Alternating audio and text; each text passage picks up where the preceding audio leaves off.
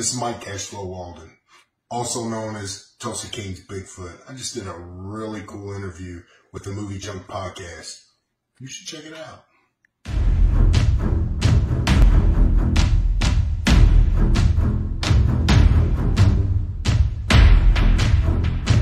Hi, Mike. Welcome to MovieJunk. How are you? I'm doing pretty good, Zaya. How are you doing today?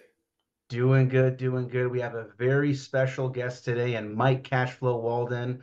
You're an actor, you're a professional wrestler.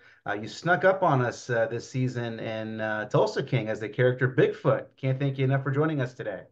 Yeah, I don't get that very often. It's very hard for somebody like me to sneak around. So what can I say? I snuck up on you. And this interview is very special for me because it mixes two worlds that I really, really love, in professional wrestling and the movie business. And you've been a wrestler since the 90s, if I'm not mistaken, correct? That is correct. I started wrestling when I was 1920, back in the mid to late 90s, and that's where I cut my teeth in the theater world. Definitely, definitely. And do you think now, with the obviously with the excitement build up with Tulsa King, maybe the next step would be going to WWE at this stage? Um, that's always a possibility. Professional wrestling is full of surprises.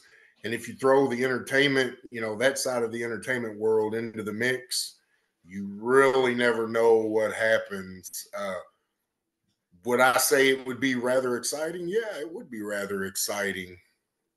You just never know, Zaya. You never know. Definitely, definitely. And you give me a lot of the presence of like the old school wrestlers, right? From like the 70s and the 80s. I mean, you have great mic skills. I've watched a lot of your wrestling tapes that are available. You have great mic skills, great in-ring presence. So definitely you'd be a great fit. The WWE would be lucky to have you.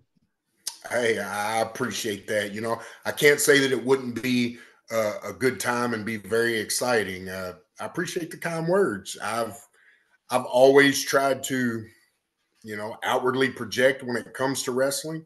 It's what I love to do. And you speak of old school. I grew up with the old school guys. That's where I cut my teeth in wrestling as a young child. So those Definitely. are the days where money was made. So I try to be what I can be, and throw a little bit of, as times change, into it. You have to roll with the punches, of course, but old school. I'm glad to hear that. That's a huge compliment. You got brownie points for me, Zaya. I love it. And this is just more of a fan question, but did you have a favorite wrestler growing up? Dusty Rhodes, Ric Flair. Dusty Rhodes. Dusty Rhodes. After those guys, I started watching some of the older stuff with guys like Bruiser Brody and Stan Hansen, and some of the old bruisers of the day, some of the old Russian guys. And yeah, I was a bruiser lover. I love to watch the guys beat the living crap out of each other. Wahoo McDaniel, Manny Fernandez, those type guys. Definitely, definitely. Now, not your finishing move, but did you have a favorite finishing move that you love to see one of your favorite wrestlers perform? Uh, the figure four leg lock. Oof, that Ric Flair. The Really. bionic elbow from Dusty Rhodes. The dude was so charismatic. He could bring that out of nowhere, and fans would just lose their mind. I really enjoyed the big lariat from Stan Hansen too. That guy, he made wrestling real. Him and Bruiser Brody made wrestling real for me. They really did. They would frighten whole arenas of people, and they would captivate your attention when they were in the ring. So Definitely, definitely. And correct me if I have this story wrong, right? But when I hear a little bit about your journey into the movie business, it reminds me a little bit from Hulk Hogan, who got the call from none other than Sylvester Stallone to join Rocky 3. Is it true that you also got a similar call from Sylvester Stallone to audition for this role in Tulsa King? I did. I had been going out for roles for a little while. My agent had been sending me roles. I would go, I would audition. Nothing really came about with it. Well, I got an audition request, and I didn't quite know what it was at the time until after I auditioned. I found out what it was, and they actually used my name. So I figured there was something to it that maybe they wanted me to audition for this particular role. Then after the fact, yes, I got the role, and a few minutes later, I got a phone call from Sly, and he proceeded to chat with me for a little while. So yeah, it's very similar. I've heard the stories from Terry, from Hulk Hogan as well. So Definitely. What's it like getting a call from Sylvester Stallone to join his crew? I mean, what can you say? I I don't know. I don't really know how to explain it. I honestly don't. You're elated. You're nervous. He's one of the biggest stars in the world. You don't know. You don't know what he's going to say. You don't know what he's going to do. But my hat's off to Sly. He's very down to earth.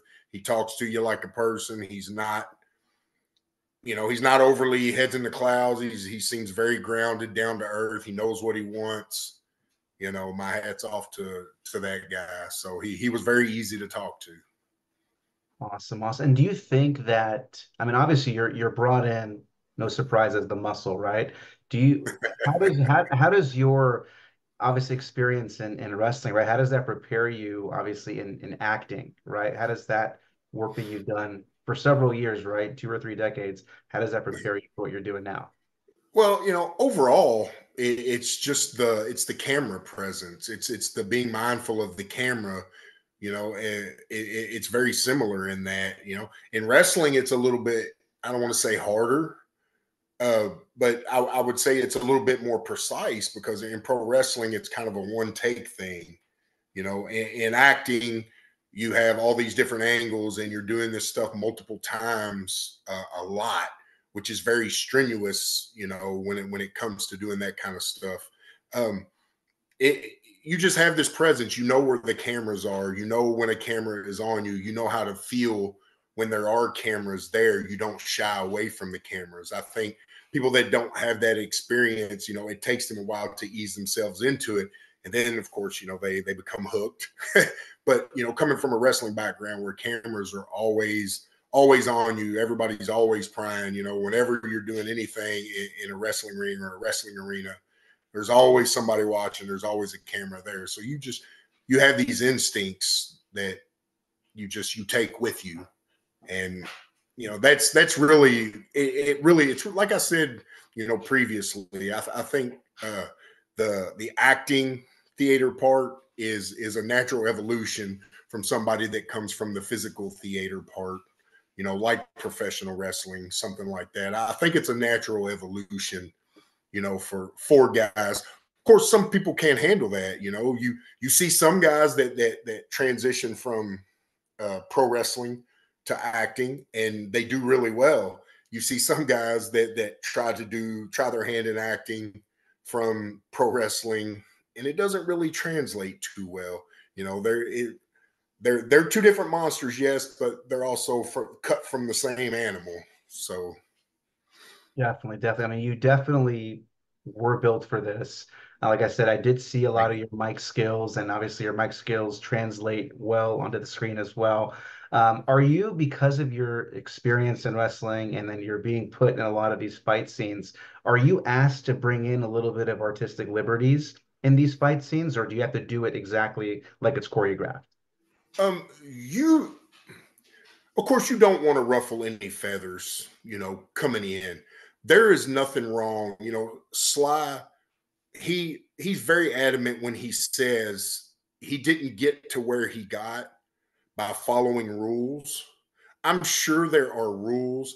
At the same time, there is nothing wrong with you approaching somebody in the kindest way that you possibly can and say, "Hey, you know, would it look better if I did it this way? Or would it look better if we done this? Can we do this? Is there room for this?" There's nothing wrong with you doing it. I mean, what's the worst that they can say?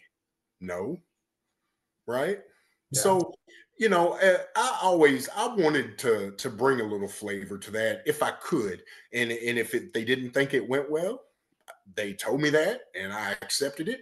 There were times where they said, "That's a good play. Let's do that."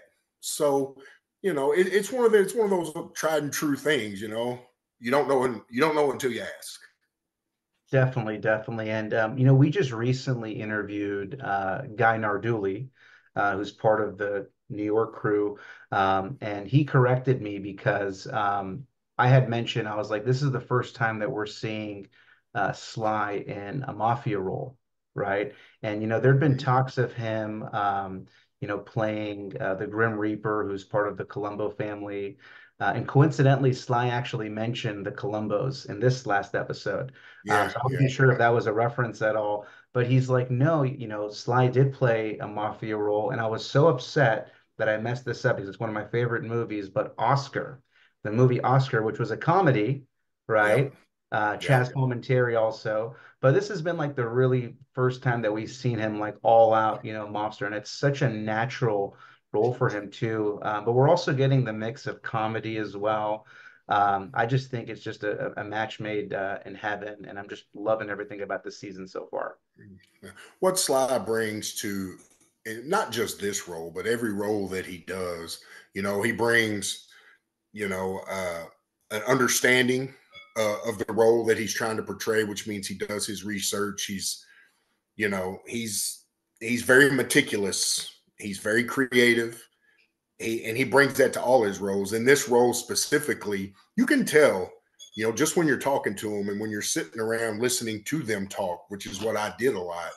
You can tell that he's done his research and he knows what it is that he wants to portray. And and it's so refreshing to see somebody like that, instead of just coming in, being in the moment, and doing what they got to do. Being able to sit and listen to them chat about, well, this is the way this is supposed to be, or that's the way that's supposed to be. You can tell that he put it all into this role because he really truly wanted it to succeed. And you see what you got. I mean, so far it's doing really well. So Definitely. And what about the additions, right, of Neil McDonough, Frank Grillo, right? I mean, it's just like, there's so many different elements, right, to this story. Like last season, it was a little bit of New York, right? But it was mainly the biker crew that, and also just getting his feet wet and getting things built up from the ground up. But now it looks like he's getting hit from all angles, the law, the local rebels that are there, and also the local mafia as well, too. So it's like, I'm just curious, how's he going to get himself out of this? And I'm really excited for next week when we see this meeting that's supposed to take place. uh, there's there's going to be a lot going on over the course of the next few episodes. The addition of Frank Grillo and Neil McDonough. That just goes to show you where Tulsa King as a franchise is at. To be able to bring in guys like that to you know to to try and tackle the Sylvester Stallone, the White Man Freddy is, that just shows you where Tulsa King is at, on the scale. And there's going to be fireworks. I'm not going to lie. There are going to be fireworks. You might be scratching your head before it's all said and done. Like, oh my gosh, what are they going to do next? Definitely, I'm definitely. telling you. I'm telling you.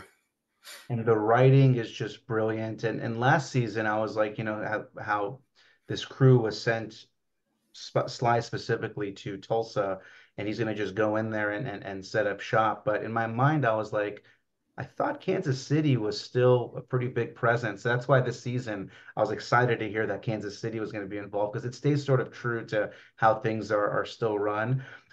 Testament to the writing. This is just more of a fan question, but did you get a chance to meet Terrence Winter at all, who's also on Oh, The Sopranos?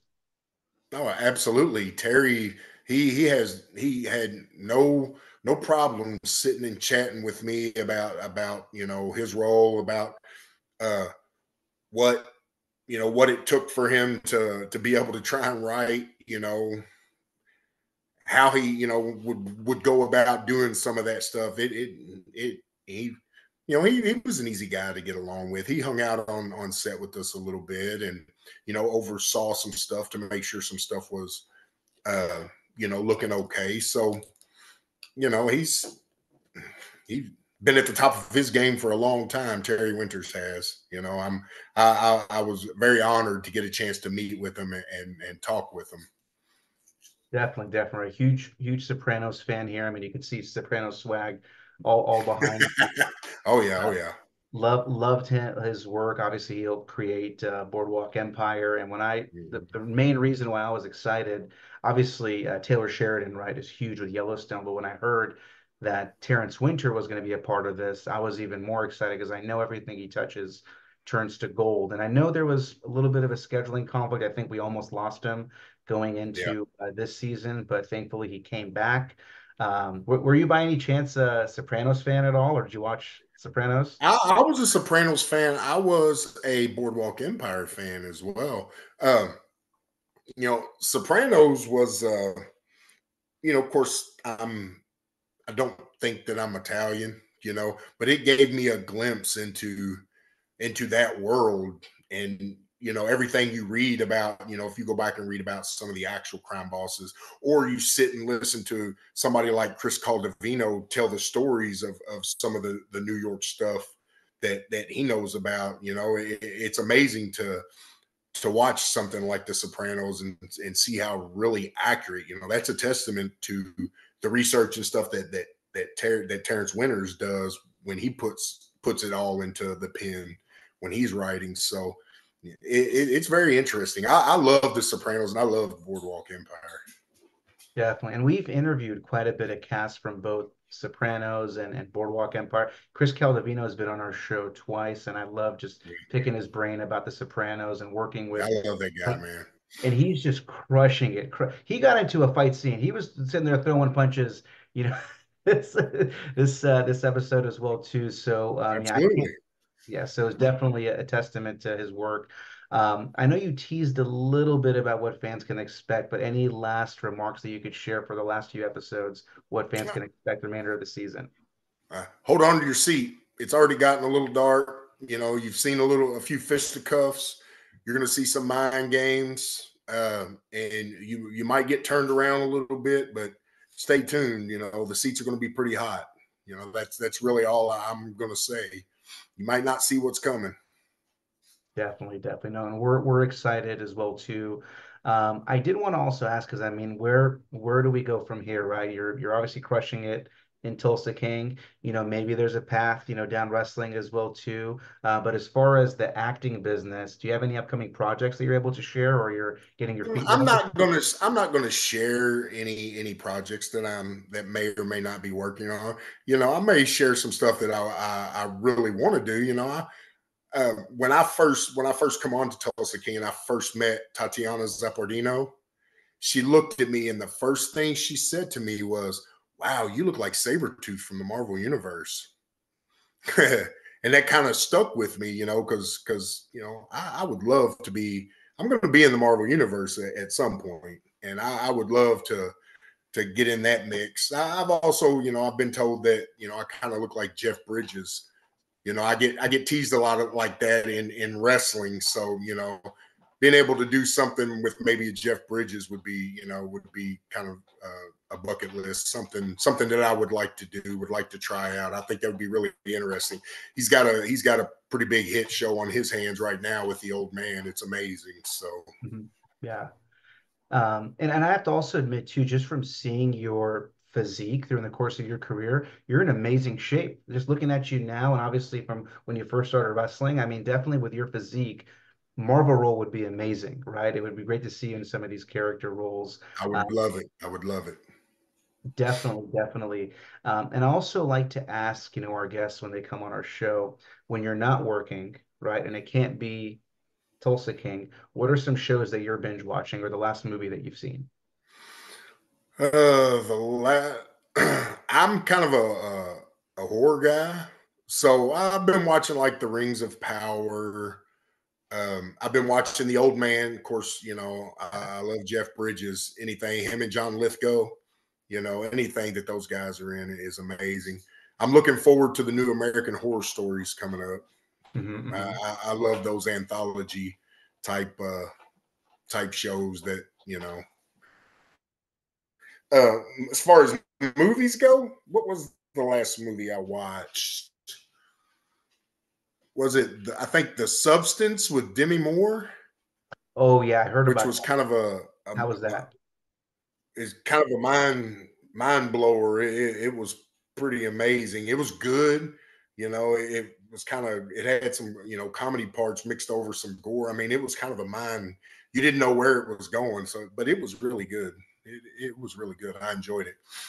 Definitely. One of the shows that's really sort of just getting garnishing a lot of attention and getting a big Sopranos connection is The Penguin on Oh HBO. yeah, Colin Farrell.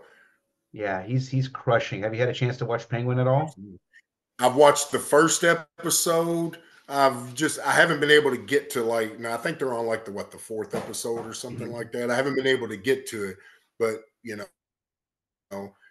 to because I've watched some of the interviews that Colin Farrell has done, on late night TV and stuff like that.